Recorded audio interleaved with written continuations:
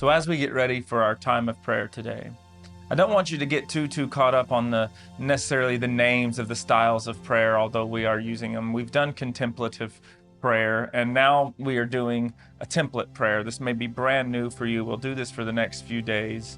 And the idea of a template prayer is kind of not unlike, if you've ever had to fill out a form or something online, if you will. That's kind of a version of a template, right? It's got kind of some blanks that you need to fill in, and it tells you the information that needs to be put there. Put your name, put your email, or answer this question. That's kind of what a template prayer is. It kind of walks us through and says a prayer should consist of a conversation with God, in which it should have some time and some space in it to do a few specific things.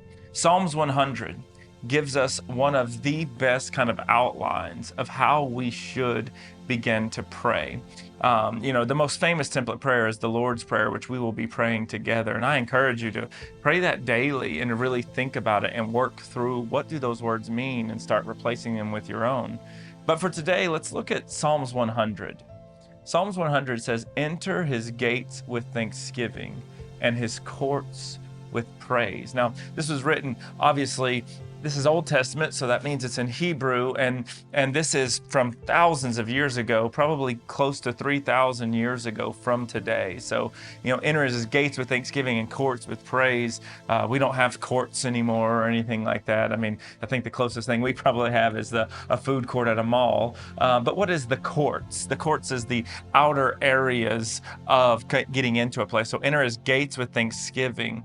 What is this Psalms 100 trying to tell us? It's the opening piece of our template prayer. It's that first line, name here, right? It's the first thing out of that, which is this idea of gratitude, this idea of thanksgiving, this idea of identification and honoring who all things are from and who all things came from.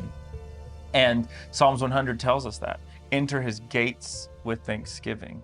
In Hebrew, this idea of a gate is the access point, no different than if you have a fence and you have a gate. What's that? That's the way you get in. And so what the psalmist here, and what David is telling us as he writes it, is that the access point, the entry point in to the land and to the courts and to the goodness of God is through gratitude and thanksgiving. And then when you're in his courts, when you're in there, you begin to praise or to lift his name high, is a way we may say it. What does that mean, to lift his name high? That means to speak well, to speak good, and to speak often of who he is.